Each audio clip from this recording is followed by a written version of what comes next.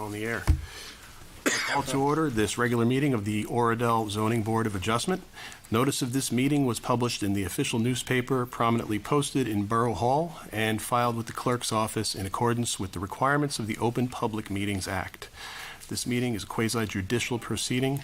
Decorum appropriate to a judicial hearing must always be maintained. Any questions and comments must be limited to issues that are relevant to what the board may legally consider in reaching a decision. Let's start with the Pledge of Allegiance. I pledge allegiance to the flag of the United States of America and to the republic for which it stands, one nation, under God, indivisible, with liberty and justice for all. Well, thank you. Roll call. Steve, if you wouldn't mind. Yes, no problem. Mr. Lau? Yes. Mr. Day, Ms. Day? Here. Mr. Caparelli? Here. Mr. Bartlett? Present. Mr. Barrows? Here. Ms. Odinsky, she's not here. Mr. Devine? Here. And Mr. Santaniello? Here. Thank you. Approval of zoning board minutes for February 19th. Did anyone have any changes, thoughts, considerations? All right. Can we have a motion to approve? I'll make a motion, we approve the minutes of February 19th. Okay. We have a second? Okay. All in favor? Aye. Opposed? All right. Minutes are adopted. The correspondence to the zoning board is available on file with the construction office. Is that correct? I believe so. Yes. Okay, thank you. All right, zoning board procedures. We'll keep it quick. The zoning board is a forum for property owners to apply for exceptions to local zoning ordinances. If somebody would like to do something with their property that isn't something the building department can approve, they can seek a variance via this process. The way we conduct these meetings follows procedures laid out by New Jersey municipal land use law, and that's what determines what can be said and when it can be said. Thanks in advance for your understanding and cooperation. That being said, we have two new applications tonight, so if we could swear in our professionals. Do you swear or affirm to tell the truth, the whole truth, and nothing but the truth? Yes, I do. I do. Thank you. Chairman, you just want to mention that Ms. Odinsky is here? Yes. Hello. Hi. How are you? All right. Memorialization of resolutions. So calendar 886-25 North Jersey Friendship House. We have that resolution. Any changes? No? Mr. Chair, before the board votes on it, I just wanted to bring to everyone's attention, there was a change made subsequent to your approval. After the approval was granted, the applicant went back, looked at the site plan with regard to the enclosure that the board requested for the trash, and subsequently reduced the parking one additional space. So instead of 93 parking spaces where the variance, the requirement was 95 parking spaces, it would be reduced an additional parking space to 92 parking spaces. I did ask Mr. Cates to be here tonight if you need him to explain that further. I don't believe we need any additional testimony on it, but because we're making the variance worse, I did want the board to be aware of it. If they need, just make sure they saw that in the resolution and make sure they know what they're voting on tonight. Okay. Yeah, they came to me last week in regards to that, and looking to see if they could do without the enclosure. Mm-hmm. And I said, I think that by code you need it, so I would suggest, continuing with that. They did say that they would be losing a space. So. Okay. From a process standpoint, would we be obligated to rehear or reconsider any part of this, or can we just? I think you had all the testimony on the record that you needed as far as the justification for the variances, and your planner here could also speak to that, but there was testimony, and that's all documented in the resolution, that there was more than excess of what was required. Okay. What was required. So I don't think you need any additional testimony. If you wanted to take another vote, I think that's fine too, or if you just are all aware of it while we take this vote. From an awareness standpoint, do any of the professionals see a problem with this change going into the resolution this way? I don't have an issue from the engineering side of things. I know the dumpster location was something that we discussed during the hearing. It was our recommendation to locate it in that particular corner as opposed to the other location because there's existing drainage along the southern side, so there was concern of putting the dumpster there. Yeah. Okay. So Does anyone else, professionals? Can I assume that the parking space that's being removed is not one of the ADA accessible spaces? It's just a traditional parking space? In other words, I don't want to lose an ADA space. Yeah, I think that's fair because of the Yeah. location. In the northern corner. Right. And I So- think that was part of our conditions, Right. so I don't think we need to revote. And I'd be worried if we had to revote and set the back another week, Okay. another month. And, Mr. Chairman, I'm looking at my notes, and I have an indication that the need of the parking is far less than what's existing. I have Okay. comments such as that throughout my notes. And All this right. is, we're losing one space. So. Yeah. All right. Anyone on the board have an issue? No. All right. And that being said, is there a motion to approve this resolution for 886-25?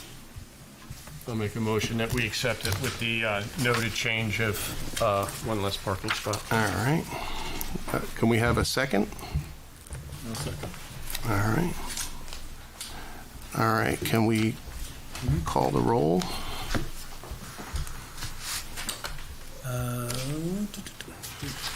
Mr. Lau, I believe I'm not qualified. you're not qualified. Mrs. Day, Yes. Mr. Camparelli, Yes. Mr. Bartlett, Yes. Mr. Barrows, Yes. Ms. Odinsky, Yes. Mr. Devine, Yes. and Mr. Santaniello. Yes. All right. Resolution passes. I think there's a spot for you to sign in the back. I'm still getting used to this. I think it's take a on the look. list. Thank you. Okay. All right. So we're going to hear the residential applications first, starting with calendar 885-25, Wild on 575 Seminole. Mr. Chair, I hate to interrupt you again. Mr. Liebman also sent over a resolution for our appointment so that the board could vote on that. Yes. We need to discuss that with Steve. That fine. there's some administrative stuff above my pay grade. That's fine. It's all above mine, too. Okay, thanks. All right, so we'll do 575 Seminole, then 475 Summit, then we'll move over to VCUW. I'm going to excuse myself. Okay.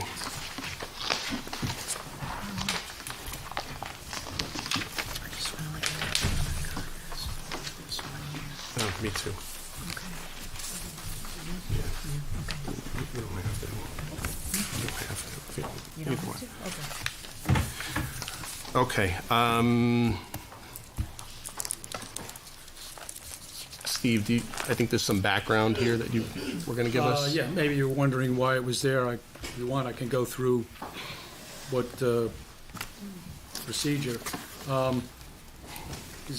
June 13th, I gave a zoning review with a denial letter because the property owner wanted to put a 6-foot fence in the front yard.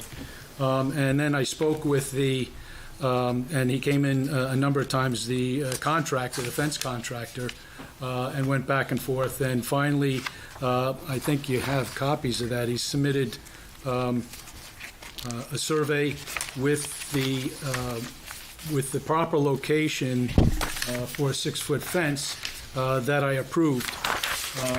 There was never a permit picked up or paid for at the time, and I did notice driving up Soldier Hill Road that it did bump out further into the property. Like when you viewed the property, that's where it's located.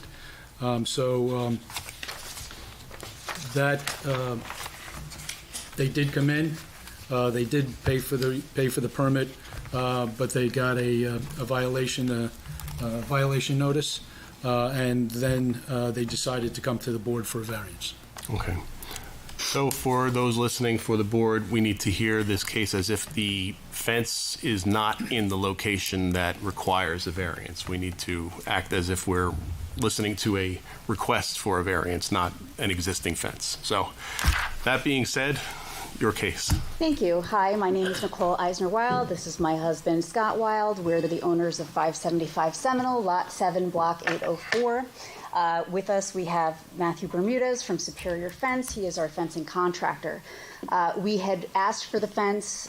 There had been several ideations, and I believe there was a meeting of the mind between my contractor and Mr. Defkin. Apparently, we were wrong. The fence had gone up. It is, instead of being 35 feet from the property line, from the edge of my house, it is instead 31 feet from the property line. It bumps out 4 feet because I have a generator that requires, by Oradell code, to be at least 3 feet back, and for the actual Kohler generator, which I provided you with each of the things, it has to be 5 feet back so it doesn't melt the fence.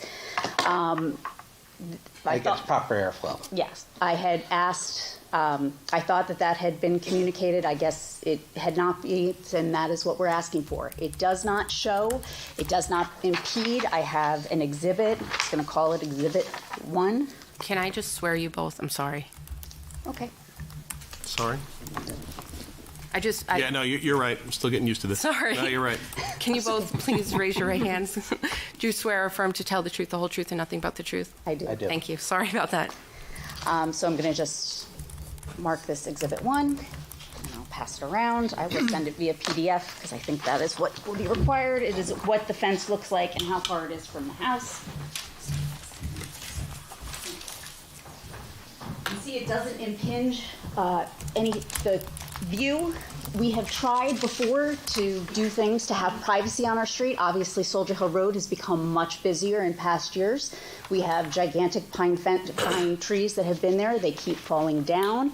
We had put a row of arborvitaes behind that. Those also all fell down. So a fence is helping us with noise, privacy, safety for animals and dogs and children. And the deer don't eat it. And the deer don't eat our house, yes.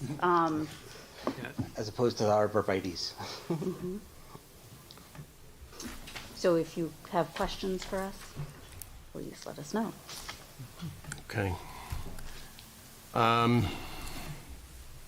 Professionals, Carolyn, No, thank you, Mr. Chairman. I don't have any questions?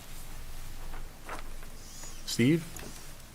I explained everything. I think just maybe take into consideration the fact that the neighbors involved, but other than that, I have no other comments.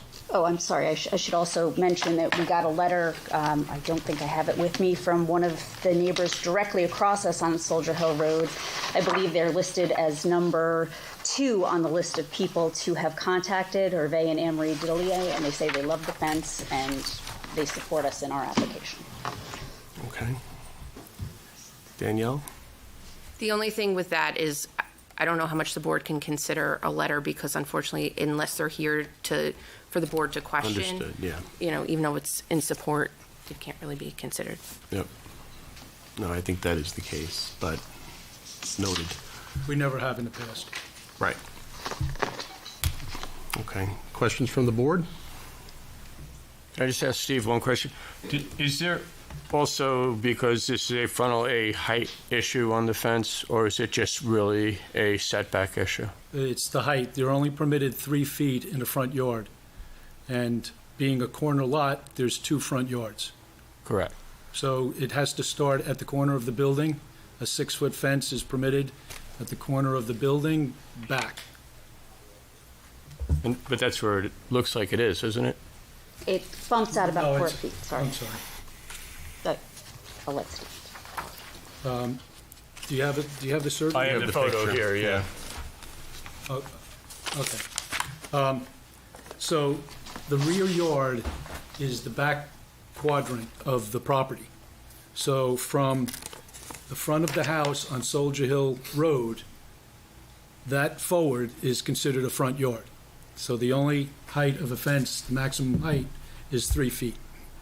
Okay. So the variance is not necessarily the distance from Soldier Hill Road, it's the height of the fence that's the It's- requesting. It's the location and the height of the fence in that location. Okay. We could share the survey with him if he wants to see it. I think we have. We have that. I think we have copies of it. Yeah, okay, They can put it up there, right? okay, put it up, bring it up. Watch the wires.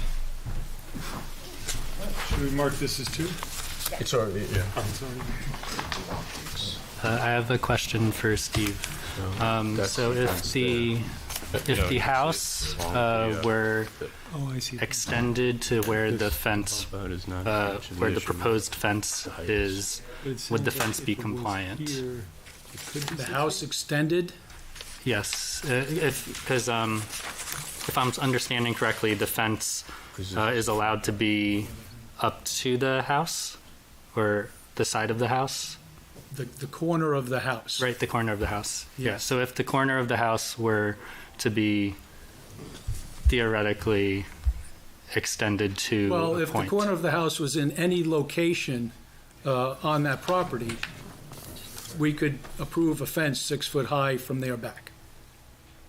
Got it, thank you.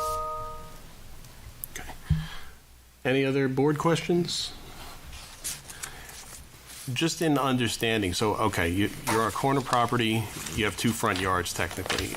The height of the fence, I know that, if I remember correctly, the intent of the fence height ordinance is to not impede drivers making turns or No. driver visibility? No, the code, as I understood it, is the fact that the borough didn't want fenced-in properties. Oh, right. Yeah, so, but that's, Okay. your corner area is a different code section in regards to shrubbery or fencing. That's what only you mean. permitted to be 2.5 feet. Okay, so the intent of the ordinance is to prevent the fortress-like look. Exactly. Okay, but this being a side yard technically, even though it's on a road, okay, I understand.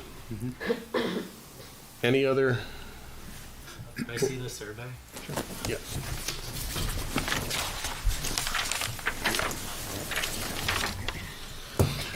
Okay.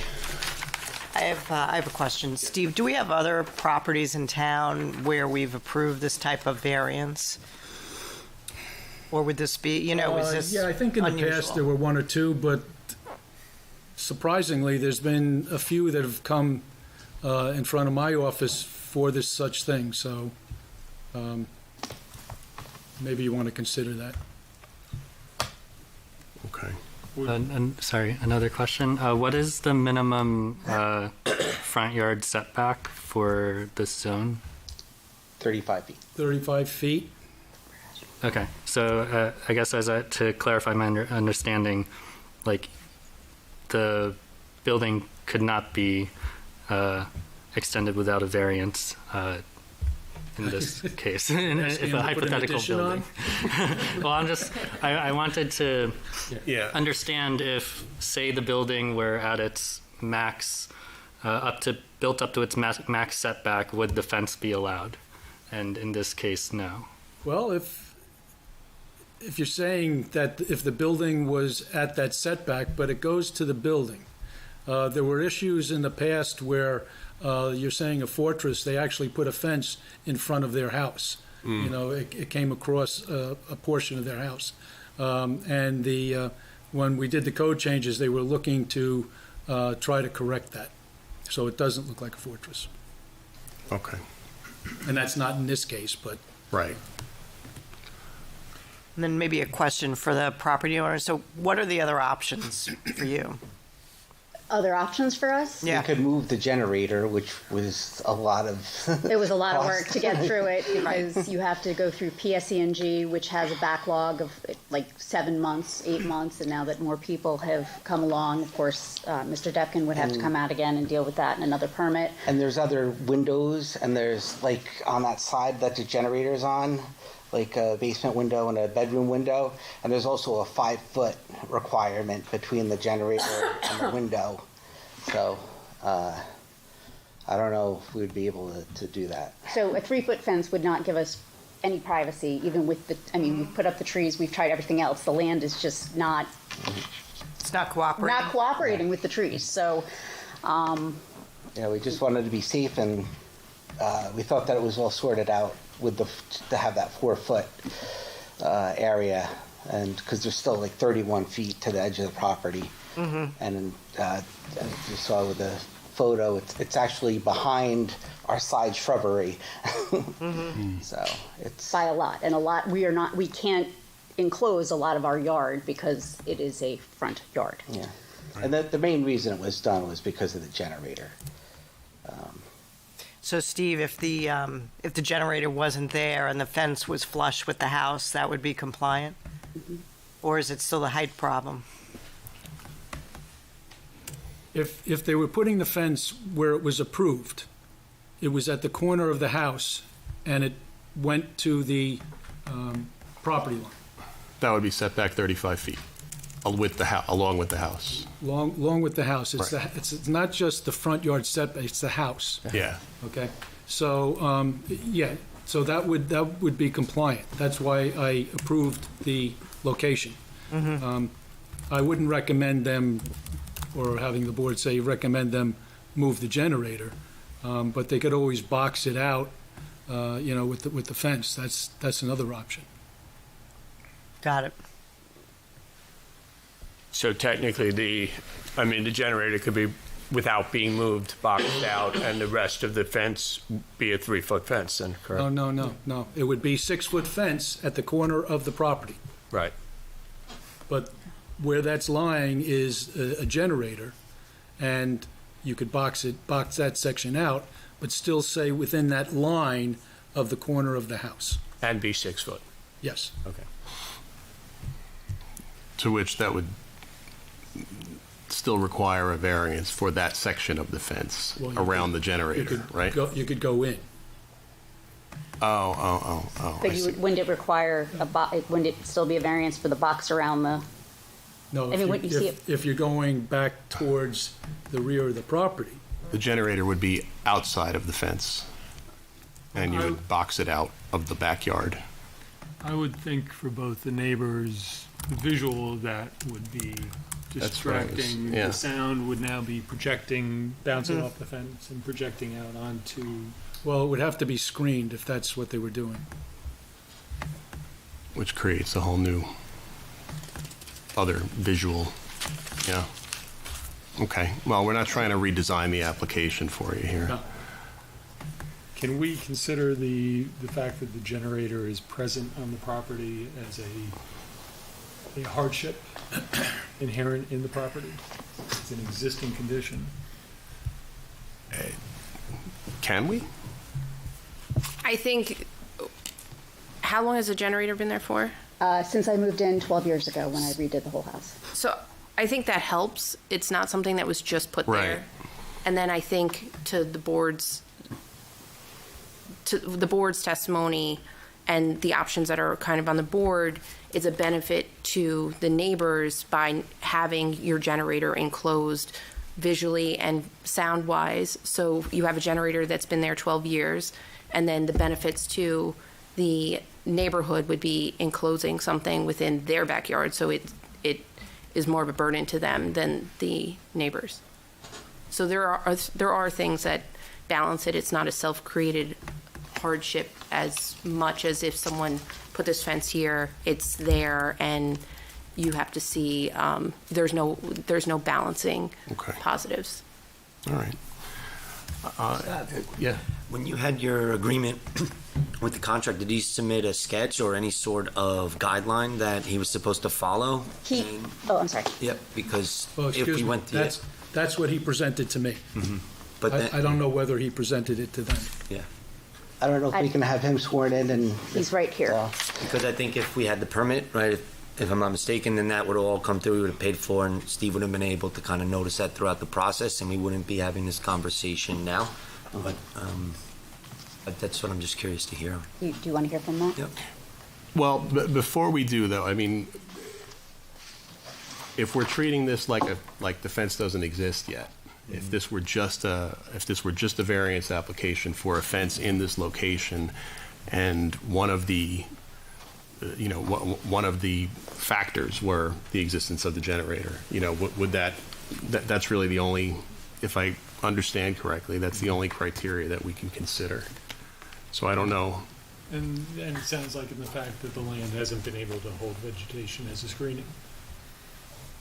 What was that? I didn't hear. And the fact that the land apparently hasn't been able to hold vegetation as a screening fence. I don't understand what you're saying. There seems to be an inherent hardship with the land in the fact that they've tried twice now to install a vegetative screening fence in this location, and it hasn't been Well, able. that's unusual because a lot of other properties do. All right, I just want to be, any other board questions? I want to be conscious to open it to the public because we still have to do that. I have a question. Yeah. So, the prior application, as approved, would not have complied with the generator setback requirement? Is that correct? I don't understand that question either. Sorry. So, okay, I guess The approval, if there were a fence along the 35-foot setback going to the corner of the house, would that fence be in compliance with requirements regarding fences around generators? when I spoke to the contractor, I said, you have to consider the fact that there's a generator there. I don't inspect that. Once the generator has passed inspections, I have nothing else to do with it. I just made him aware that, you need to have some sort of clearance around there in order to do that. Mr. Lau, it is 9 inches. The generator ends 9 inches before the end of the house. So there's only 9 inches, so no, it would not comply if I were to have had a fence and put the generator in, and vice versa, depending on how you look at timing. And what was that requirement for, I know it was in the application, but I just want the testimony. It's 3 feet under Oradell code, and it is 5 feet for Kohler. It might be 3 It's to 5 attached. feet. The manufacturer So it's 3 feet for specification. Oradell code and 5 feet for Kohler when installing.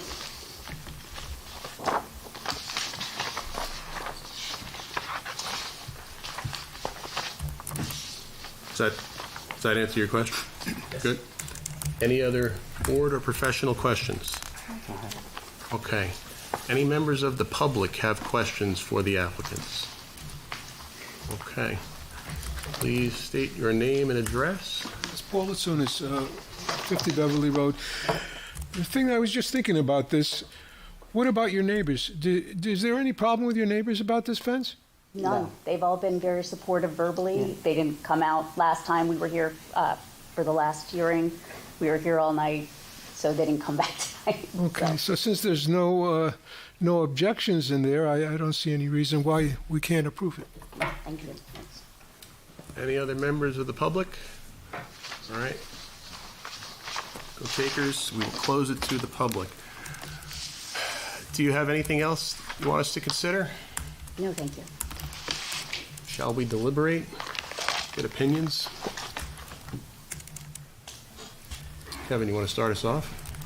Yeah, I appreciate you coming forth now. I wish we had maybe a little bit more in-depth testimony to understand it a little bit more, thoroughly, but we understand that with the generator in the spot there's a little bit of an issue.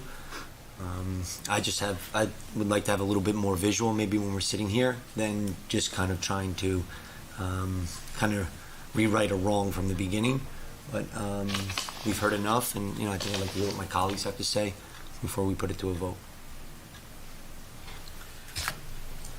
I don't know that it's I think it's a close question, but I think you can see the hardship in the location of the generator and the problems with plantings in the past.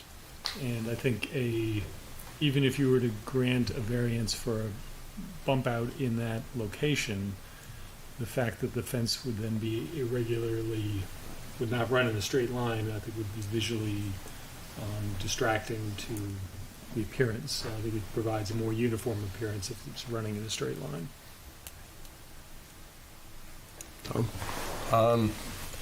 looking at it, I mean, it is, it's fairly clean looking the way it is. However, I do have the issue that once you start going down the line with these type of variances, it kind of holds the town in check for having to approve them going forward. And while we can call it a hardship in one sense, and I get Soldier Hill Road is a hardship to everybody these days, but it's the reality of the situation is, that it was an existing generator, and the plan probably should have taken into consideration where the generator was and alternative means of venting it. Jeanette?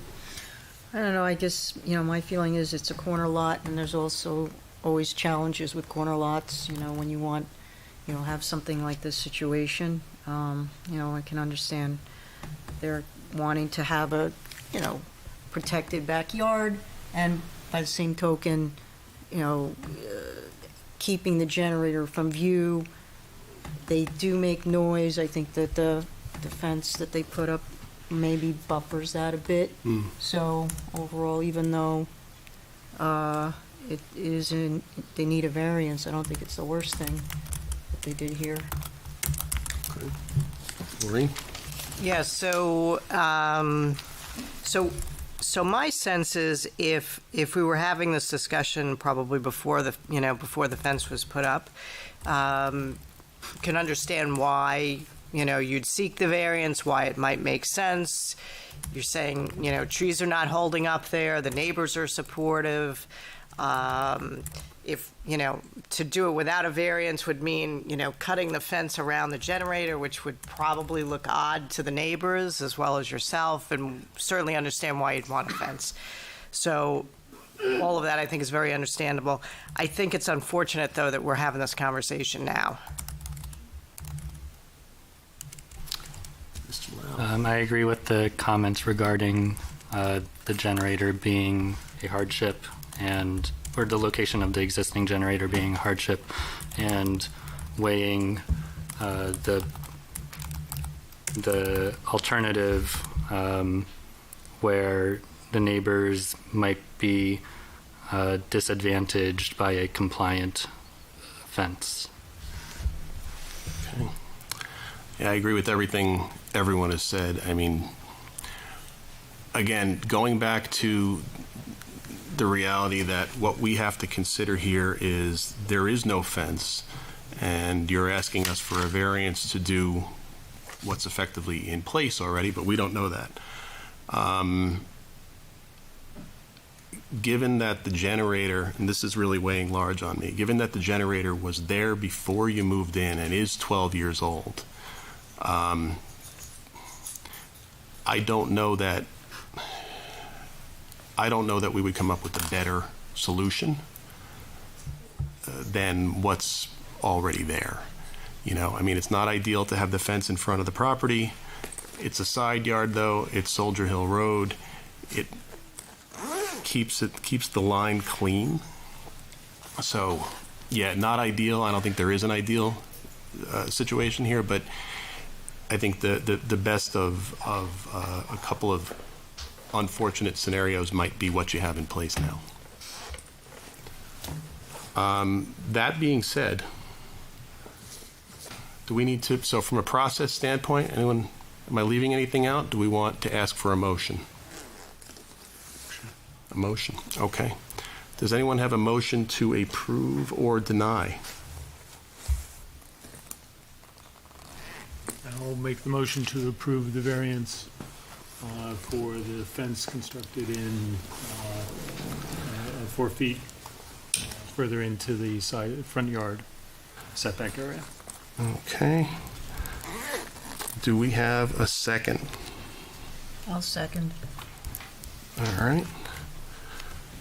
Can I just ask one question? Is it 4 feet or 4 feet 5 inches? I just want that, if that's the My motion. survey's up there. I think it might be 4 feet 5 inches. Okay, we have a motion and a second. Oh, sorry. Are you checking it? They have my survey. It's 4 feet. It's 4 feet, I have 5 the survey inches. too, I 4 just feet, didn't know 5 if it inches? changed. If it says 4 feet 5 Okay. inches, I apologize for misspeaking. Okay. Motion, second. Anything changes with the 5 inches? No, just duly noted in the motion. Okay. You want to do the roll? Yeah, okay, Mr. Lau will be sitting in for Mr. Camparelli. Okay. Okay, Mr. Lau, Yes. Ms. Day, Yes. Mr. Bartlett, No. Mr. Barros, Yes. Ms. Zodinsky, Yes. Mr. Devine, No. and Mr. Santaniello. Yes. All right. The motion passes. There is the 45-day waiting period in which somebody could raise an objection. Of course, the fence is already there, but, you know, that's the risk. But thank you. Thank you all for everything you do. We will look for a resolution in the next meeting or so. Have that out. Next application, 887-25, Allen. And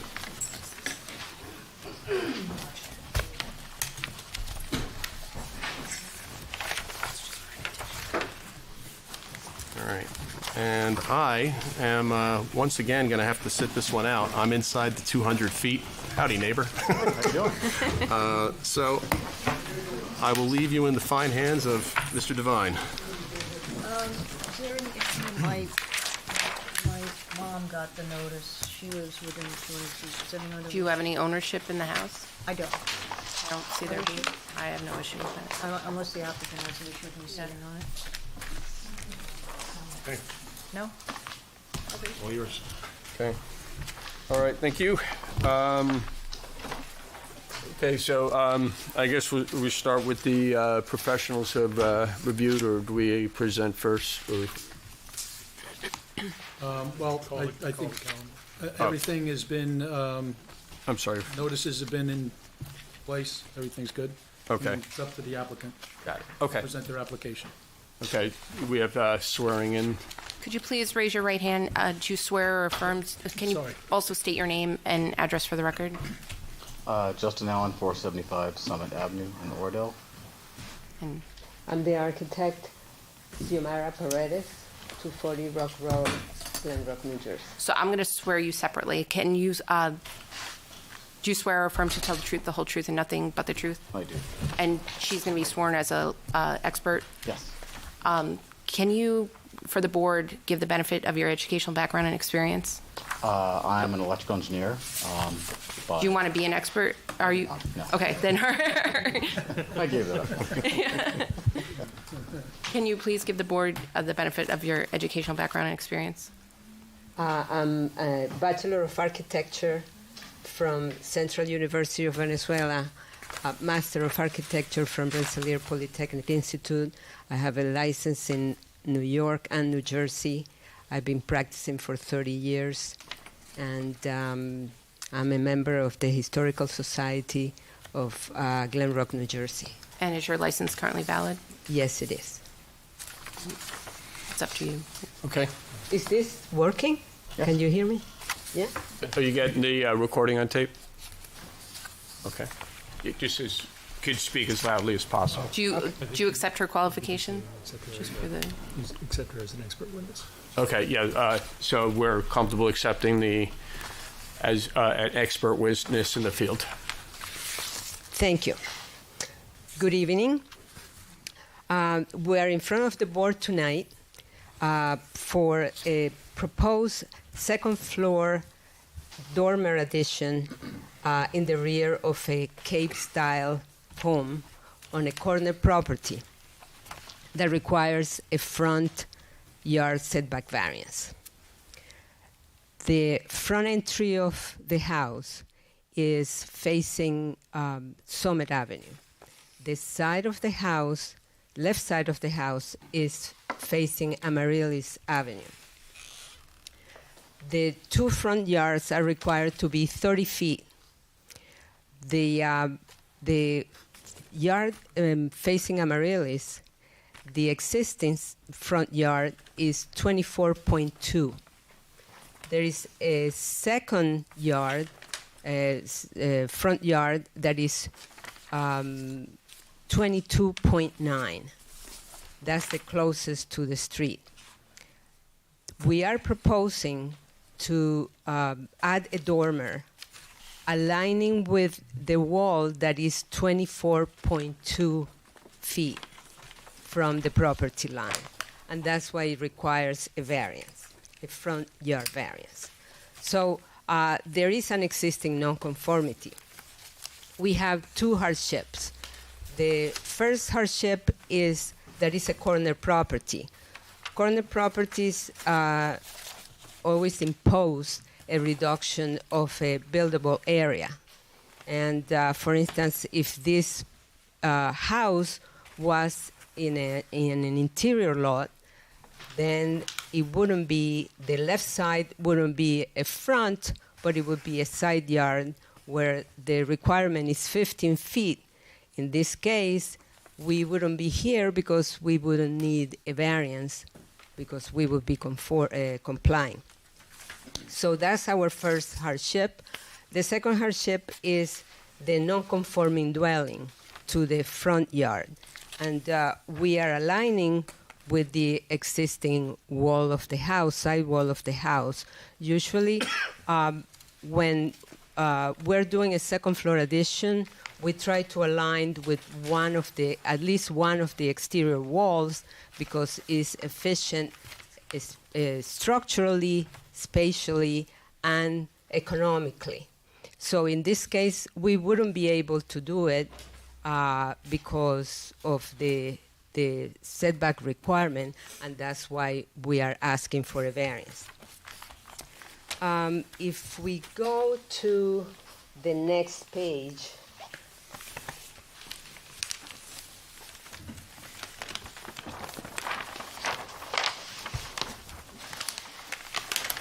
let's give you a general idea what we're proposing. For the first floor, we are proposing an addition of a family room on the right side with a guest room, and it's a guest room / home office. That complies 100%. We have no issue with the first floor. The second floor is where we're adding the dormer on the left side. And this is what we're doing is simply adding 4 feet in the rear to expand a bedroom, an existing bedroom. The second floor has presently 3 bedrooms, and we will stay with the 3 bedrooms. We're just expanding. The master suite, we are creating, enlarging the closet to make it to be more to today's standards in residential in this area. And as a consequence, we need the extra little space for the bedrooms on each side, and that's why we're proposing to expand 4 feet. Again, aligning with the side wall of the house on the existing second floor and the first floor. That's where we require a variance. If we go to the elevations to the next page. So you can look at the front elevation facing Summit. On the right side, that's what we're proposing for the office and the family room. We're maintaining the style of the house that is a cape. So we're maintaining a low scale that will go along with the houses, the style of homes and sizes in the neighborhood. Then the important one is the left side elevation. That's the one facing Amaryllis. If you notice that we have a small one-story volume that will remain exactly the same. That's the one that is closest to the street. That is, the setback is 22.9. That's the existing, and we're not touching it. The dormer we're proposing will be aligning with the second wall of the house that is at 24.2 feet. And the dormer, you can see it on the left side. And it's worth noting that we are adding a rake. A rake is what we call for is a line of we create it with studs. We attach it to the house, to the wall, to create the perception that the roof line is staying the same, and that's on the left side. And that is so it's perceived as the cape lines of the roof will stay the same, whereas the dormer we're proposing stay in the background. And that's what we're doing here. And that's created just for visual, for aesthetics, so the house on that side doesn't look distorted. Then the right side, again, complies with everything. And the rear, the dormer we're proposing is on the right side. As you can see, for the rear elevation, we're maintaining the symmetry. Compared to the front elevation, you can see that this dormer is the main feature of the house in the front. So we are continuing that effect in the rear. So what we did was we worked our design around that dormer to preserve the symmetry of the house. And so the dormer that we're extending on the left side that complies will be on the right side as well. And you can see the right side wall is aligning with the first floor. So so that is for the elevation. So the proposed dormers have the merits of we're keeping the cape style of the home, the low scale. The ceilings, we intentionally created a low plate. So the ceiling starts at less than 8 feet. We will have the slope of the ceiling until we reach the 8-foot ceiling. And we did it intentionally to maintain the low scale of the house. This is a modest addition in this corner, extending just the bedroom in that corner for 4 feet to align with the exterior side wall of the house. So we are not increasing or worsening the nonconformity of this proposed addition. I don't know if it's possible to look at the photos that we provided. If it's not, no, it's not important.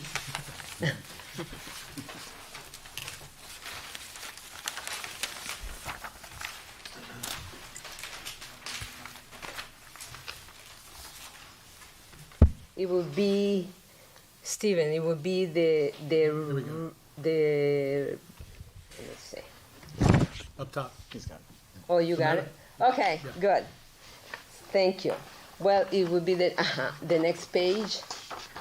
Okay, so for the side front, you can see that that's the side that faces Amaryllis, and it has landscaping. The property has landscaping that would serve as a buffer, the visual buffer. So the 4 feet that is aligning with the side wall, it won't be perceived from the street.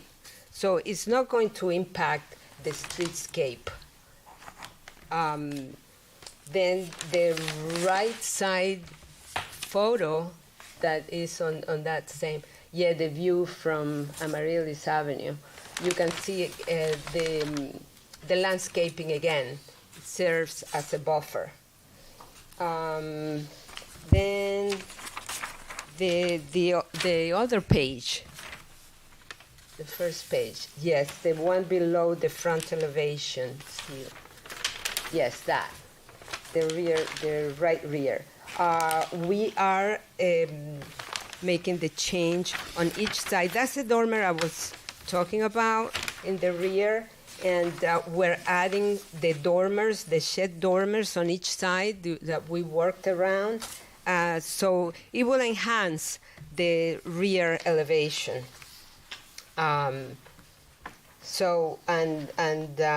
It will make it still maintain the character of the house. So in conclusion, we work very hard to create the most efficient design, and I always go for the no variance option. But in this case, I think I have made it clear that it wouldn't be possible without a variance to make this small extension in the bedroom. I have demonstrated that the proposed addition represents no detriment to the neighbors or the community, and the proposed addition would be to scale and in harmony with the houses in the neighborhood. And it will support the goal of maintaining and updating the properties in this area. The project complies with the overall intent of the ordinance, and the deviation of it will not cause any detriment to the neighborhood. It won't impact negatively on the streetscape, and it complies with all other zoning requirements in Zone R2. So thank you for your time, and I'm ready for any questions from the board. Thank you very much. Nothing from me. Thank you. Sure, just a couple of quick questions. So as far as the improvements, is there anything proposed as far as lighting on the structure? Yes, it will be, but we do that for the construction documents. The lighting will comply with the borough's code as far as. Oh, yes. Okay. And then if I heard correct in your testimony, so the second floor addition essentially fits within the confines of the existing structure that's there today. Yes. Okay, so the only expansion is really on the first floor that furthers into the backyard, which is fully compliant. Correct. Okay. Those are the questions I have for that. I do have engineering questions, but we can wait. Okay. No comment. Okay. Anybody from the board have questions? The engineering comments, are they going to have an engineering testimony now? No, I mean, I can ask them, and I mean, they're really relatively basic. Okay. I mean, are you prepared to answer the engineering questions now, or is that something that you'll work out with them as we move forward? Like the soil removal type of thing? Our engineer is here. Okay. Where did he go? I'm assuming he's there. You're missing him. Where did he go? Could we swear in your name?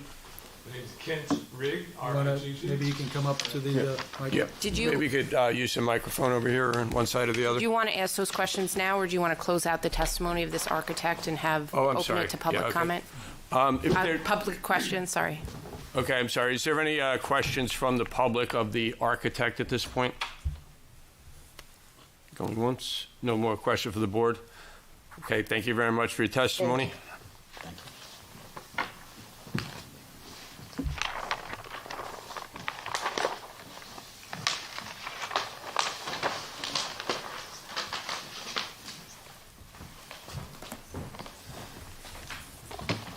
Can you please raise your right hand? Can you state your name and spell your last name for the record? Kent Rigg. Last name is spelled R-I-G-G. And do you swear to tell the truth, or swear or affirm to tell the truth, the whole truth, or nothing but the truth? Yes, I do. And can you, for the board, give the benefit of your educational background and experience? Yes, I've got a bachelor's in civil engineering. I've been in practice since 1991. I'm licensed as a land surveyor and engineer in New Jersey and in New York. My practice is generally single-family, small subdivisions, and probably 80% of the work is in Bergen County. I have testified before this board and the planning board in Oradell in And the past. your license is currently valid? Yes, it is.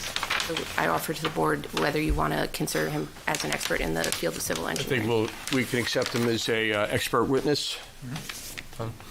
Sir. Thank you. All right. So yes, I prepared the soil removing grading and stormwater management plan for this application. And just in general, the proposed grading is very similar to what's there now. The front of the house, or the direction facing Summit Avenue, you can see on the plan the existing grade at the right-hand corner is 120.54, and the proposed grade is 120.6. So we're within an inch of the existing grade. We're pretty much holding it.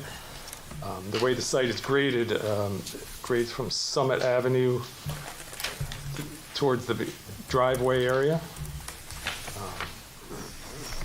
There's a very small rise from Summit Avenue, and then it grades directly down towards the back. So right now there's a slight higher area in the middle of the house, and about half the drainage goes to the right, and the other half goes to the left. Where the addition is, we're essentially holding the same grade. In the back, we're just raising it around the extended patios, so it is a continuous grade from the existing patio, and then it's graded right down to match again. So the intent is not to significantly change the overall grade of the site. The stormwater management was set up, again, about half of the stormwater grades towards each side of the house. All of the stormwater collected is from the right-hand side of the house. This is the water that currently might work its way down to the backyard between the garage and the shed. That's being caught from the roof drains, both from the proposed addition as well as the northern portion of the existing dwelling. So we're actually reducing the amount of water going down that side of the yard and directing it towards some chambers near the garage and the driveway. In addition, there's a single chamber there, which is planned to be used for a sump pump along the basement, so we've got a discharge for that, as opposed to having a discharge to grade.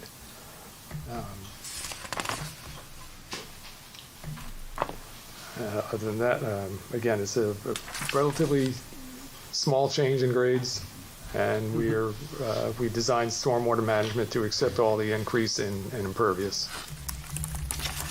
Thank you. Caroline? No, thank you. Sure. Thank you. Thank you, Chairman.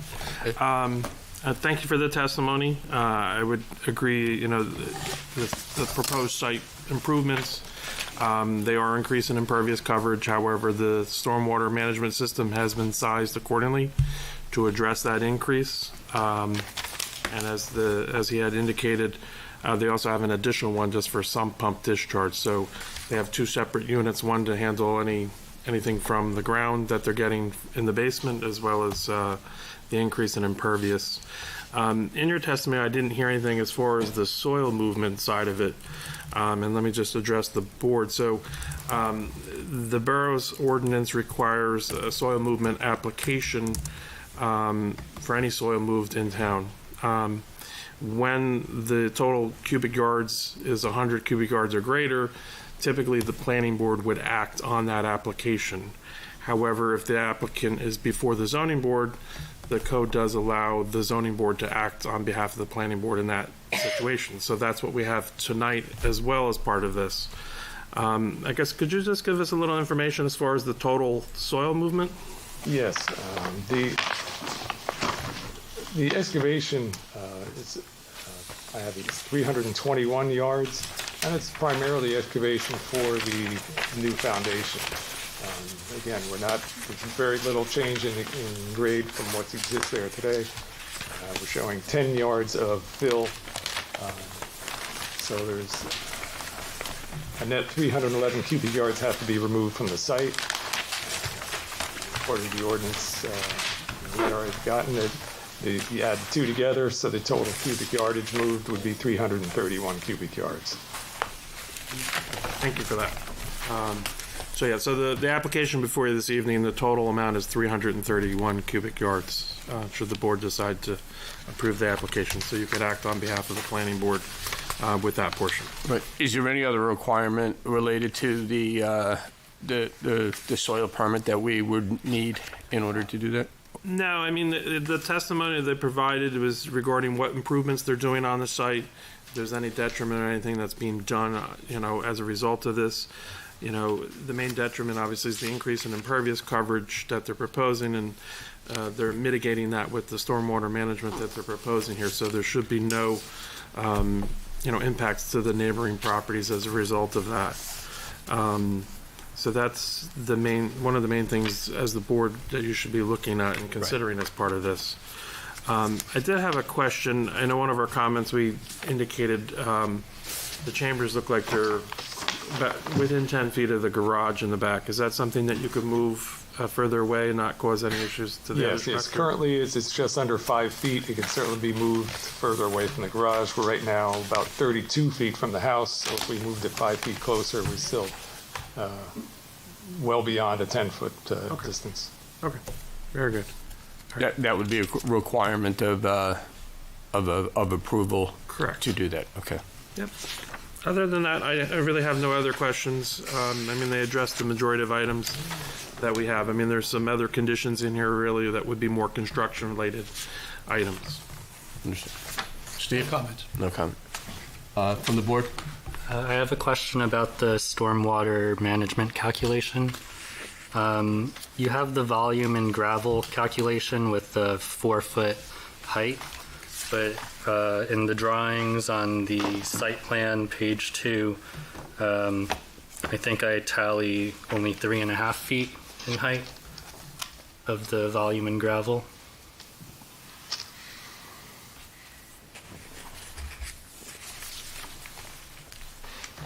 All right. I would say if we need another 6 inches in height, we can certainly put another 6 inches under that. Okay, thank you. Any other questions? Is there any questions from the public for this witness? Okay. Thank you very much for your testimony.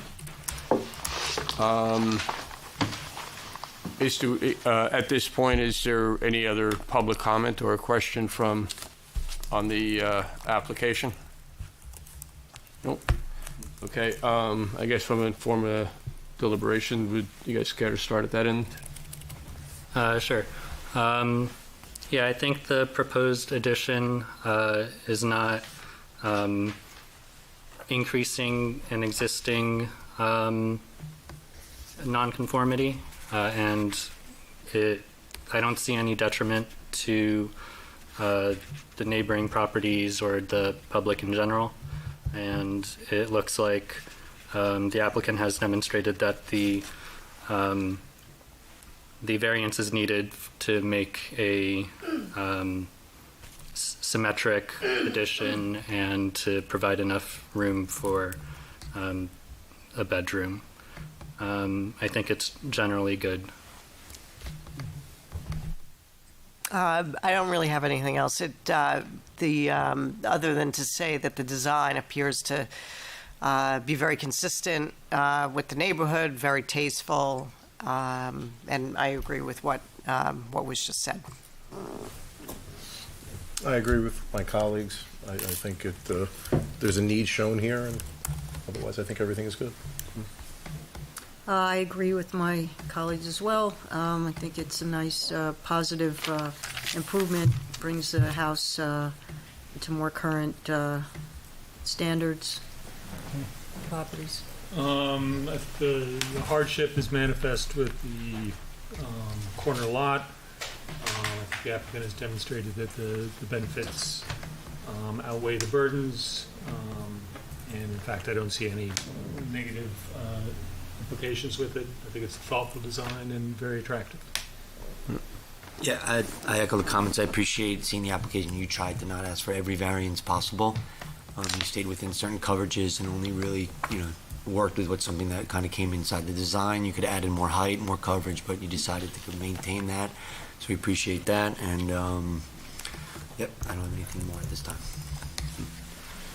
And lastly, I agree with everybody. I think that you did an excellent job at work with the house that you're working on, keeping it in form to its original style as best you can, while making it a more livable for the present day It's a very nice plan and all, so. With that, do I have a motion, one way or the other, to approve or deny calendar, where are we? 887 Yes, -25. thank you. Do we have a motion of? So moved. I'll move to approve calendar 887 with the changes to the moving the infiltration chamber pits 5 feet closer to the home, and any other, if there were any other changes, but if there are any other changes, agreed to and discussed in the testimony. Do I have a second? I'll second. Okay. Roll call? Mr. Lau will be sitting in as a full member. Mr. Lau? Yes. Ms. Day? Yes. Mr. Camparelli? Yes. Mr. Bartlett? Yes. Mr. Barrows? Yes. Ms. Odinsky? Yes. And Mr. Devine? Yes. So moved. Thank you. As Steve will tell you, the variance will be memorialized at the next meeting, so no construction can start until, at that point in time. If there's any other comments from the 45 public. days after that. What's that? 45 days after that. 45 days after the next meeting? Yes. After the resolution has been signed and advertised. Okay. Great. Thank you, everyone. Thank you.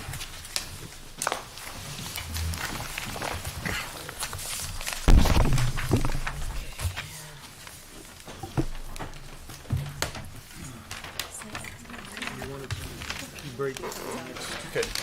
I think the last case is the Madeline Housing. If we could take we'll take a 10-minute break and then we'll come back and power through this. If that is okay with everybody. Okay. So we'll start again at 8:45.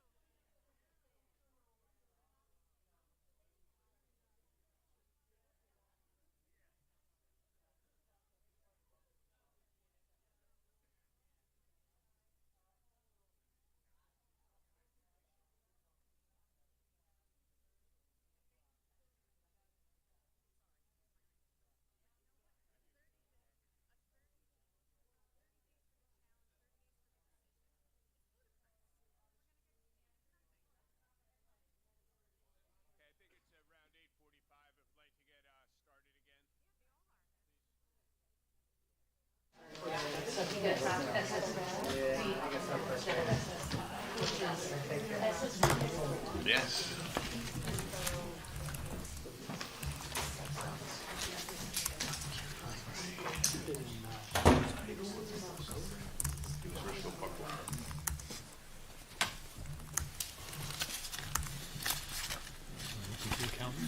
Yeah.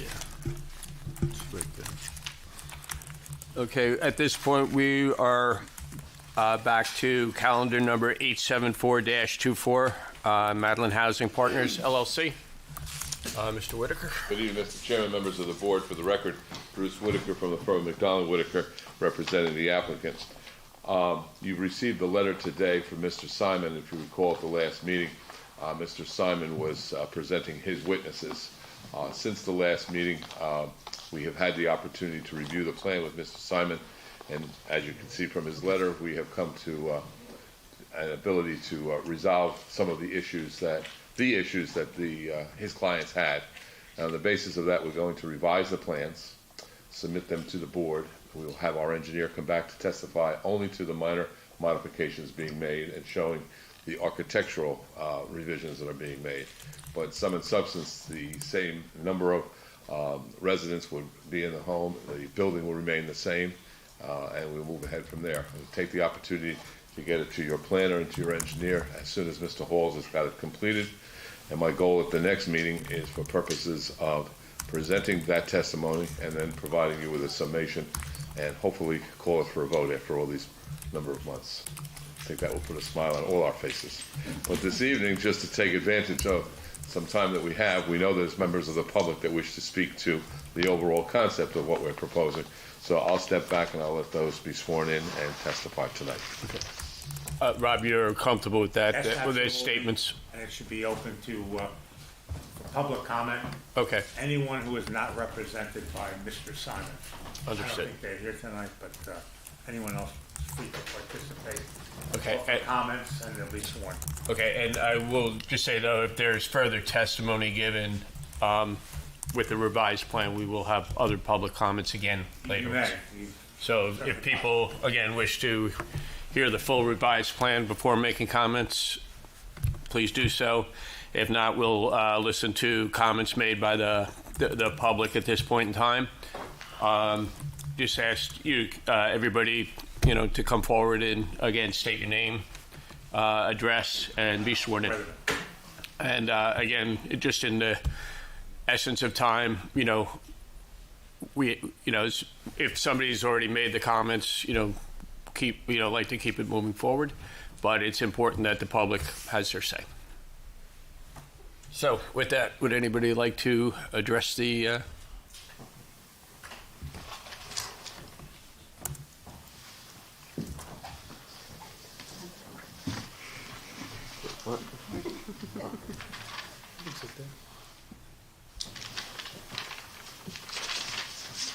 Good evening. Good evening. Could you raise your right hand and do you swear or affirm that the testimony you will give in this proceeding shall be the truth, so help you God? I'm sorry, can you repeat that? You swear or affirm that the testimony you're about to give before the board will be the truth, so help you God? Yes, I swear. And could we have your name and address, please?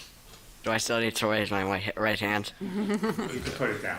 Okay. Sorry, I did this. My name's Austin Castro. You need my address? Please. 521 Mildred Place. I'm 14 years old, and wait, do I just say my? Oh, okay then. Sorry, I'm new to this. Take your time. Okay, I'm sorry. I'm 14 years old, and I'm looking at my future right now, and the possibilities are endless for me. I got a 11-year-old brother, and it's the same case for him. But I got a 9-year-old brother who has disabilities, and he doesn't really have the same opportunity that me and my other brother have.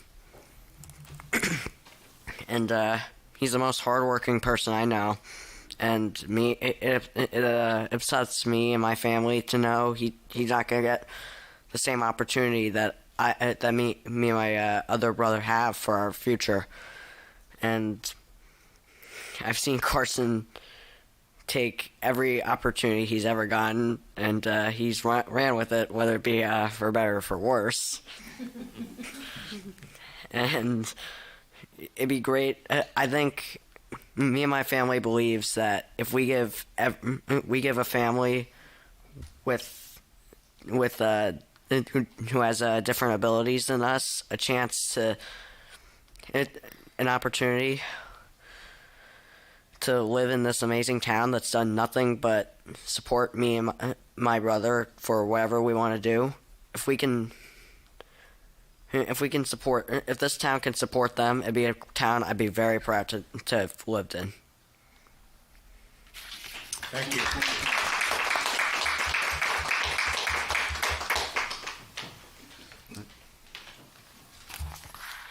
Hi. Swear or affirm that the testimony you'll give in this proceeding shall be true, so help you God. I do, thank And you. for the record, state your full name, please, and give us your address. Kelly Castro, 521 Mildred Place. Thank you. Through being a family with a child with a disability, we've seen the best and worst in people. The most challenging part of having a child on the autism spectrum, isn't meeting his needs. It's not the countless tests and doctor's appointments or navigating the world of special education. All of these things require an enormous amount of time, energy, effort, and patience, but the families sitting over there are not afraid of a little hard work. The most challenging part is worrying about how the world will treat our children, and worse even, watching them and others with similar disabilities be treated inhumanely. They deserve to be treated with dignity and respect, both inherently since they are human beings and because they have earned it. I have the absolute pleasure of working with over 20 differently abled adults on a weekly basis. A few years ago, I became aware that over 80% of adults with autism are unemployed. Those who do have jobs are likely underemployed. Picture an adult sweeping a floor for their entire 5-hour work week. I began to worry. After 21 years of hard work in school and therapies, there is nothing for my son. Nothing leads to regression, which means eventually all of my son's hard work and efforts would be undone. This terrified me. So I started a company whose mission is to support differently abled adults. Thanks to that, I had the pleasure of working with the most amazing people and have never experienced such a happy work environment. Their workplace gossip includes things like, "She is so happy. She always makes everyone smile. And he's doing a good job. I'm excited for him to show me how to do that." They're kind, determined, don't give up, and the most refreshing quality is their innocence. It's so beautiful. Even though I've seen it every day for years, through my son, his classmates, and the adults I work with, I continue to be inspired by their diligence to achieve what comes naturally and is taken for granted by their typical peers. Most of us in this room are those typical peers and most likely take things for granted. I know I do. Some may feel that this worry of where will our loved ones live, who will care for them when we are gone, doesn't apply to them. The scary reality is that everyone is one tragic accident or major life event away from having a loved one with an intellectual or developmental disability. Should such a tragedy occur, you and your families could be sitting over here with the caretakers. None of us checked a box and chose for our loved one to have a disability. This is what life handed us. Should you find yourself in our situation, you, like us, would be impressed and inspired by their work ethic and innocence. It's impossible not to be. You would share our worry and be let down by some in the community. I have found sitting through these meetings to be very difficult. I can understand and respect the structural questions about the property. Those are reasonable questions a neighbor would raise. I appreciate the testimony that's been given to show how these things have been considered and the good reputation of United Way has after building over 40 of these properties in the area, many of them in towns not too different from ours, successfully. What I cannot understand and have trouble I can't respect, is the complete lack of dignity in which the anticipated tenants, even called inhabitants at one point, have been treated to, with some of the questions that were asked by those opposed to the project. These are all actual questions that have been raised. Will there be food delivery, sleepovers, pizza parties, therapists coming to the house? I sat through these meetings and I had to laugh because there have been many weeks when my family has literally done every single thing on that apparently offensive list. Prior to moving in, we were never asked these questions. I would bet that was the first time a question about a pizza party has been raised at a zoning board meeting. It was degrading and very difficult to sit here listening to my neighbors talk about my son and other differently abled individuals like that. After one meeting, a gentleman told me that I shouldn't take it so personally. I have to ask, what is more personal than the humane treatment of your child? Yes, it is personal, and my family's taking it personally.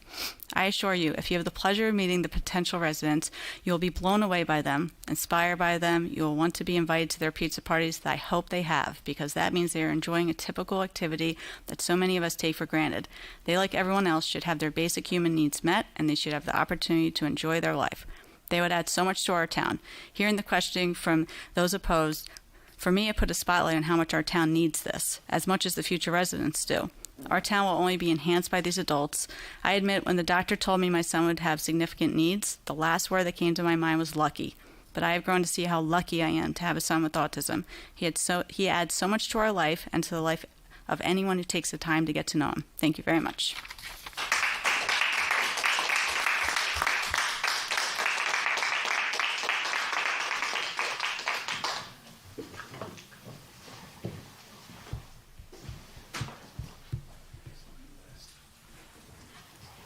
Do you swear or affirm that the testimony you'll give in this proceeding shall be true, self you got?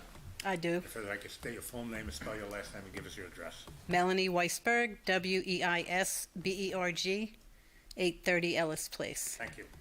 So just briefly, my son lives in Tenafly in one of these beautiful communities. He has prospered, he has grown exponentially, and he has contributed so much to the town of Tenafly. They've embraced him. I did want to say that the home that he lives in, which is very similar to what Oradell is proposing, is in the middle of suburbia. You drive by, you don't even notice it. It has been clean for 9 years. Nothing is out of place. The plants, the leaves, the snow, everything is taken care of. We're grateful to Tom Toronto and now Mr. Whitaker, who's, I feel like, on our team, who has embraced us. And I just say that they become family and they embrace the tenants. They don't want to be called residents. And they will hold your hand. If anything's wrong, they fix it. It's not like you have to call a landlord and then call somebody else. And they take care of the property and they take pride in it. And I just want to stress what it has done. Our son was not born here, but raised here, went to Riverdale, came out successful, and now he is a tremendously acting front-end supervisor at Whole Foods. That's what they call him, but he's a bagger. And you know, his self-confidence has grown from living and being coddled and hugged by Bergen County United Way and the Madeline Corporation. So I appreciate you guys have listened to me and everybody else for years, and I appreciate everything that you do and the time that you give to this effort. And we hope you say yes. Thank you.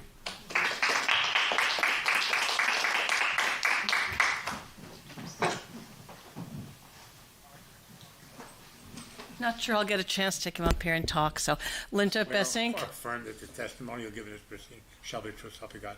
I do. And could you give us your full names, you spell your last name and your address? Linda Bessink, B as in boy, ESINK, 177 Country Club. I just want to just voice my support for this. I've been behind it from almost the start, pretty early on, not the start, but. And I just want to say, if they wanted to do this next door to me, I would embrace it. So please don't judge our borough by negativity. I think there are people who are behind this, as I have been. So, thank you.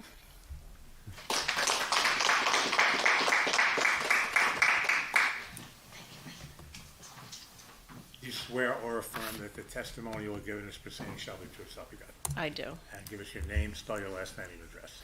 My name is Eileen Keeley, Keeley. I live at 260 Camden Street and have lived here for almost 23 and a half years. Thank you. My daughter Erin was diagnosed with a very rare chromosomal deletion at the age of 2. At that time, there was one person with her karyotype, and he lived in England, so her prognosis is unknown, and we have done our best to provide her with the best education, medical attention, and therapies we can. Generally speaking, she is delayed in all areas. She has attended OPS since the age of 3. She's been to Riverdale Middle School and is now a senior at the high school. I want to share how incredible the Oradell community has been with her. The kids in her grade, along with the teachers, administration, police, library, have always been supportive and welcoming, always including her.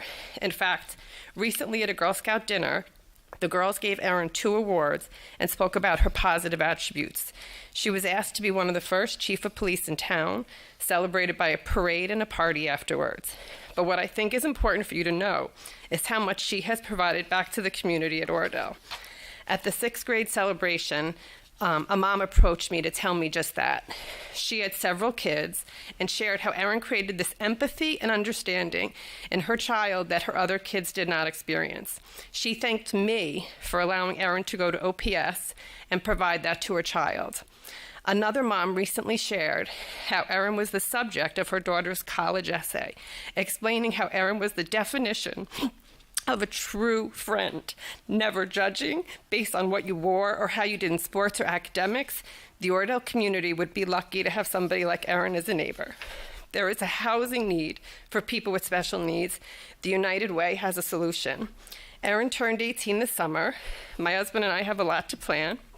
To know that there is a United Way house in town gives us comfort for down the road when we're too old to care for her.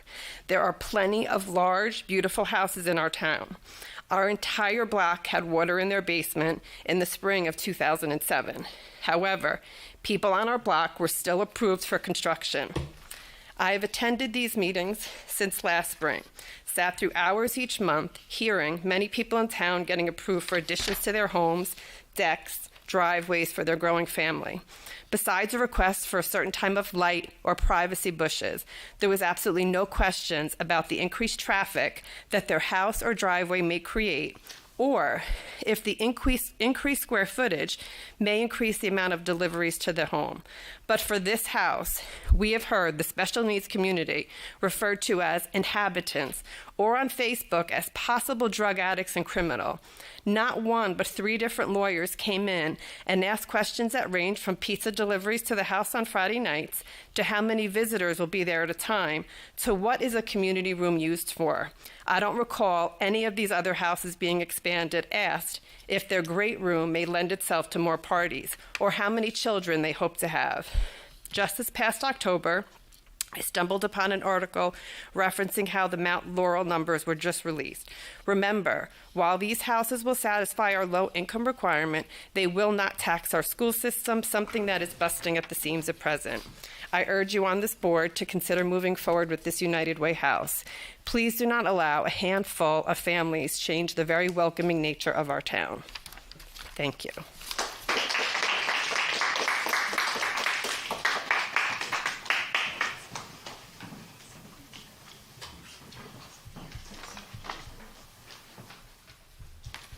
You swear or affirm that the testimony you'll give in this proceeding shall be true self you got? Yes. Could you give us your full name, spell your last name, and your address? Joanne Namias, N as in Nancy, A, H, M as in Mary, I, A, S as in Sam, 355 Summit Avenue. My family and I moved to Oradell 14 years ago, and since then my 2 sons have grown up here. Over the years, my husband and I have dedicated countless hours to volunteering in various community roles, including coaching sports, leading scout troops, and serving on PTA and sports league boards. One of the most meaningful volunteer positions we've taken on is coaching the Challenger baseball team here in Oradell, when the wonderful Larry Weisberg retired. The Challenger baseball program is special because it provides children of all abilities with the chance to play baseball, each in their own way. Our oldest son has autism, and he faces challenges with body coordination. Thanks to Challenger baseball, he's been able to participate in a sport like his younger brother and other kids in our community do. I mention this because many of our players are not from Oradell. They come from surrounding towns that do not offer a Challenger team. This speaks volumes about the value that Oradell baseball and families in Oradell place on inclusivity for all. In our 14 years here, we have found the families of Oradell to be incredibly accepting and welcoming of my son. That's why I was surprised to hear there was opposition to the United Way house being built in Oradell. I want to invite anyone here tonight to come to a Challenger baseball game on a Sunday afternoon in April, May, or June at Memorial Park or Memorial Field and meet our players and families. You will find some of the best people you've ever met. They are warm, welcoming, and accepting. They never prejudge anyone and just want to enjoy life and each other. They set a wonderful example for our community. Finally, I'd like to emphasize the need for housing options for developmentally disabled adults in New Jersey. Currently, 70% of developmentally disabled adults in New Jersey live at home with aging parents. The wait for supportive housing is around 7 to 10 years. We have the opportunity as a community to help address this shortfall and at the same time gain a beautiful new home and wonderful new neighbors. Seems like a win-win situation to me.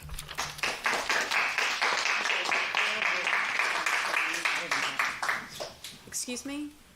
I think we have the spelling of your name. N as in Nancy, A, H, M as in Mary, I, A, S as in Sam. Thank you. Thank you.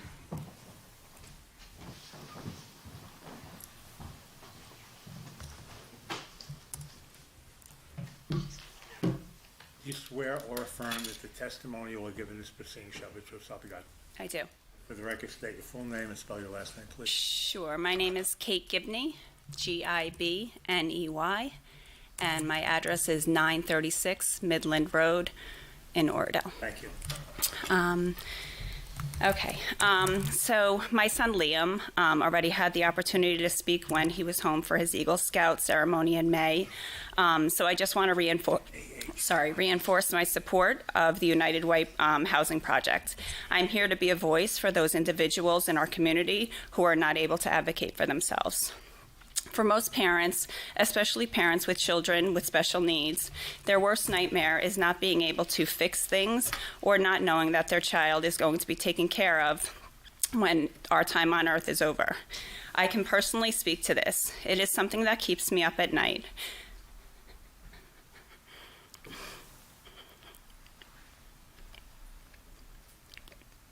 You got this. Especially since my son will be 18 this year, turning 18 this year.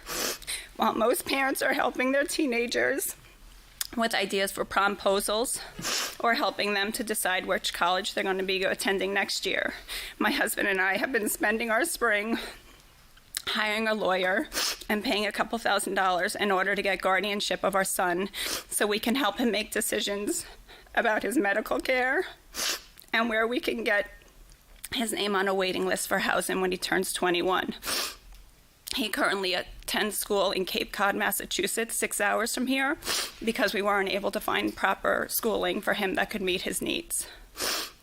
Our life is so different from many of my friends who have typical children, and it's something you really can't understand unless you live it.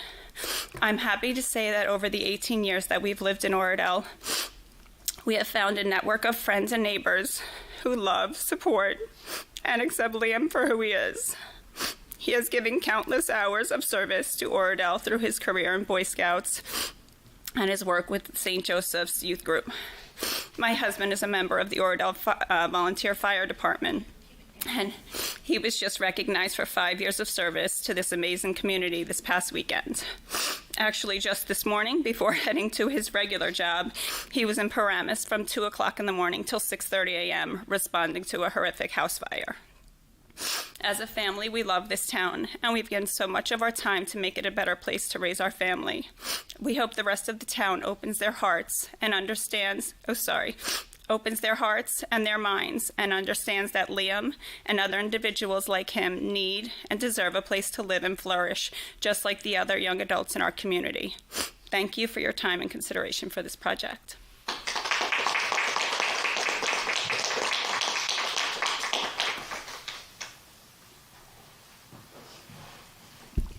Good evening. Do you swear or affirm that the testimony you'll give in this proceeding shall be true, so help you God? I do. And your full name and spell your last name and address. Diane Camello Didio, D-I-D-I-O. Thank you.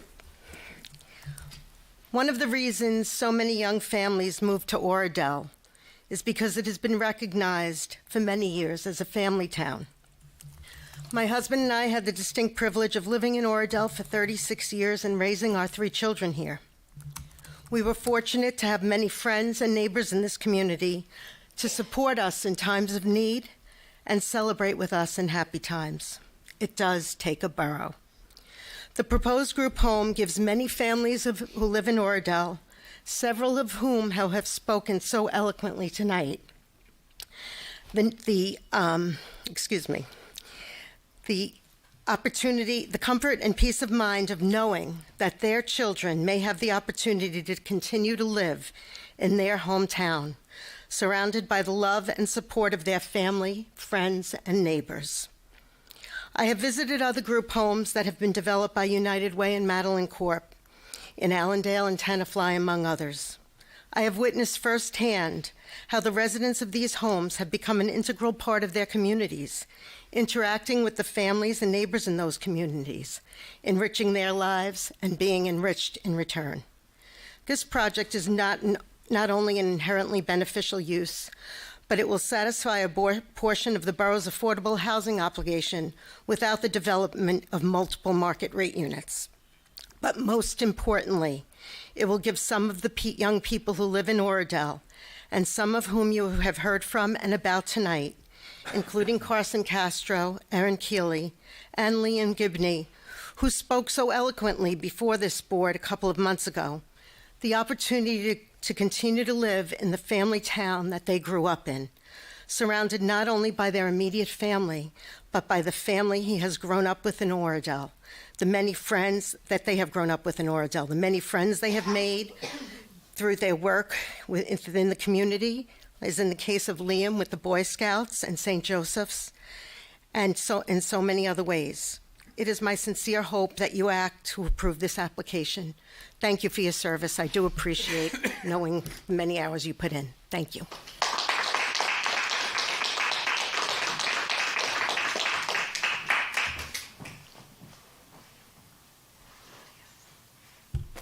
Anybody? Good evening, Paul Atsunis, 50 Beverly Road. You swear or affirm that the testimony you will give in this proceeding shall be true? Yes, I do. Thank you. I heard the comments before by I think he's the lawyer here, that there's some kind of an agreement being made and a compromise, and I hope that all the parties are going to be satisfied with this. The fact that residents raise their concerns about a project where they live, I think they had every right to do that. And even though this is a very good project for the people, okay, and I think that there's things that might make it better for the community with the input from these other people that live there in that community, because they're going to live with those people, okay? And as far as inhabitants, look it up in the dictionary. It's not a bad word, inhabitants. It's not a bad word.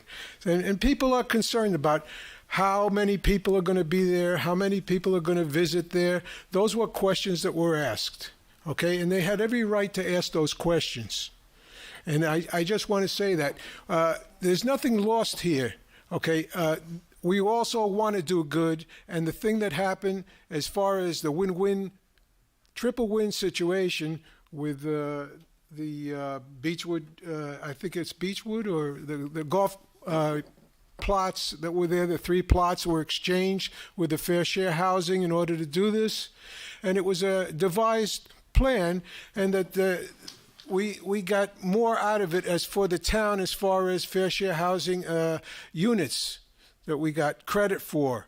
And in that respect, that was a fine thing. It was a win-win-win situation, okay? But that doesn't take anything away from the residents. And the residents that live there have their right to say what they have to say. Now, the only other comments that I wanted to make now, which I really came to talk about that, was that I had witnessed 2 times enormous rainfalls. I got stuck on Kinderkamack Road, and Kinderkamack and where the street comes down Lakewood Ave, and then it goes into Brookside. Well, it was such a tremendous force. I think it was 2021. It was such a tremendous force that the manhole cover came up from the force that was coming down from Lake Street and underground also, and it was on top and also underground, and it moved the manhole cover, and that's a great force. And that force is something that I thought of, whether or not that could affect the property owners that are there if something blocked that. Because we know when something hits a force, there's an opposite reaction to that force, and it's going to continue, and it's going to go in a different direction. All right, Newton's law. Okay, so that's something that should have been considered for the residents, and that's what I think. I hope that something could be made there so that that force could not get to the residents' area, and that they would be satisfied. And that's all I have to say tonight. And I'm not against the project. It's just, how are we going to make that project? Okay? And if the residents are satisfied with it, it's fine for everyone. Then it will be a win-win-win-win situation. And that's what we want. Thank you.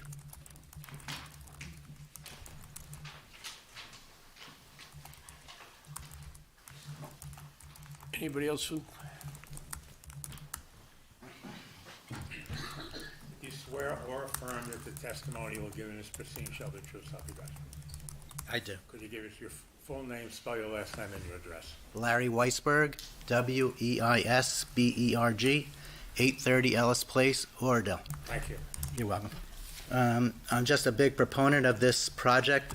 My son David grew up in this town and has had success as he's moved on to live in one of the projects that has been created in Tenafly by the wonderful organization that Tom represents, and we look forward to you approving this project as well. I was involved as many years as a Challenger baseball coach, and actually have resumed that program as a senior Challenger baseball coach.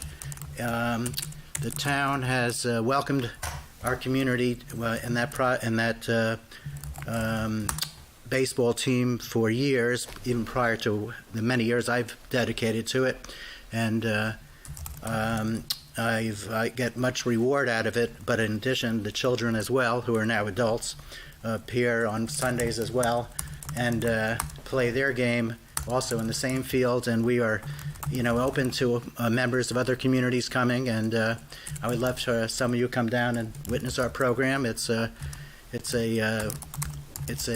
heartfelt hour and a half out in the field, and we look forward again to you approving this project. Thank you.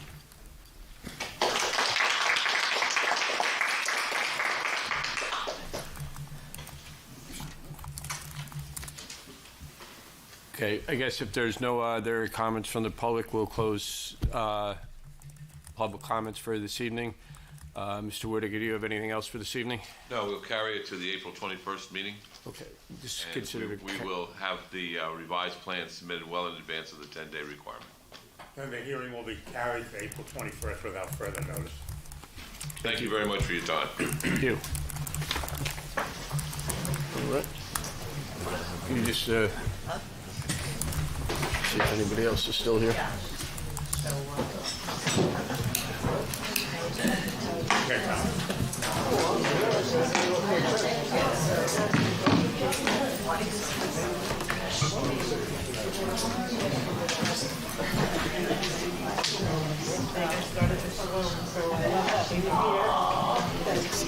You guys like it warm in here. Yes. This room is So that issue is carried to the I noticed a lot of times they open the windows. Plans will be submitted. All right then. It wasn't for me. Okay, so where'd we leave off? You're up to any new sick were you? business? Or old business? Okay, all right. Good to be back. Any old business? No. We have the certification for the members that missed the meetings. Oh, yes, I forgot to They've mention all- that, We have sorry. all those, and they've been dated, the meetings that they missed, and signed.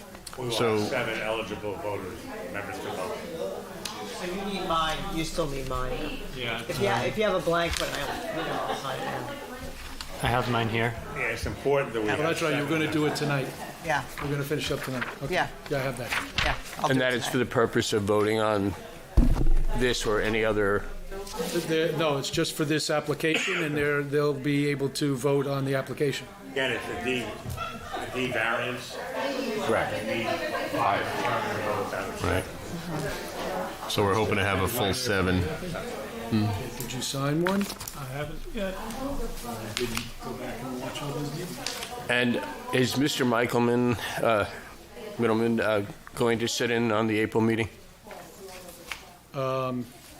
Yes, as an alternative? yes. Thank you. I have, Okay.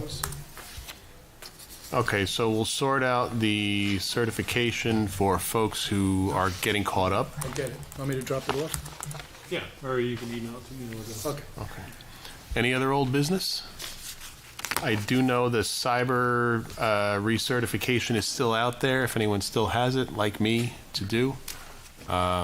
Let's get that wrapped up. How about new business? No? No new. Where is the cyber certification? It would have been sent to your oradell.org email. I don't know if I've seen it. It comes from, I think, D2 Cyber or something. All right, I'll look, and if not, I'll, If not, contact Gabby. She can. yep, okay.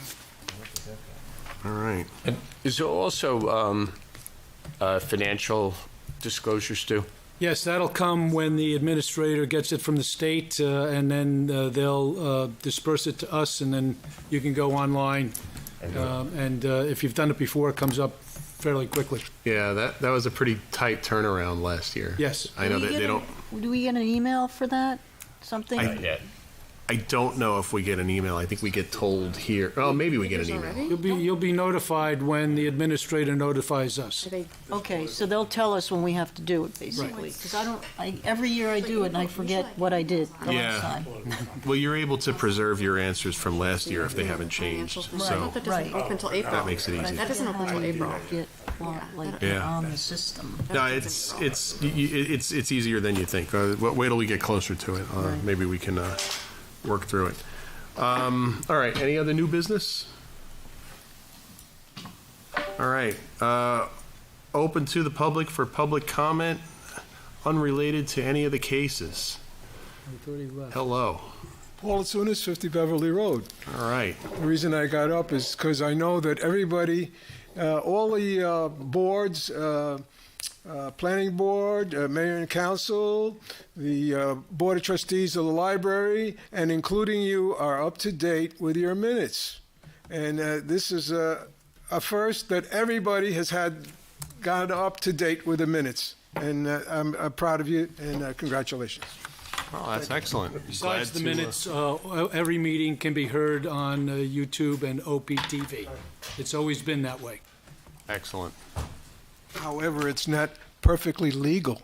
Legal is the written minutes. Approved by the zoning board. Not by the legislature of New Jersey.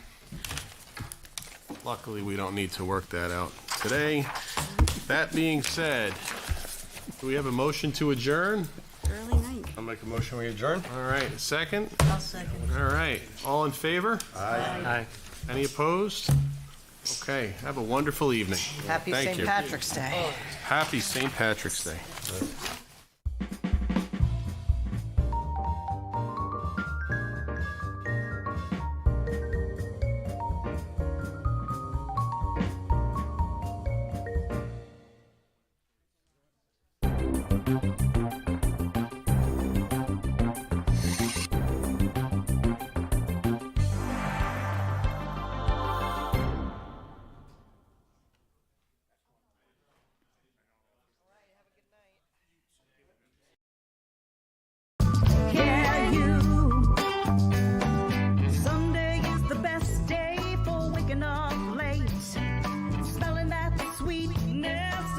to hit my plate.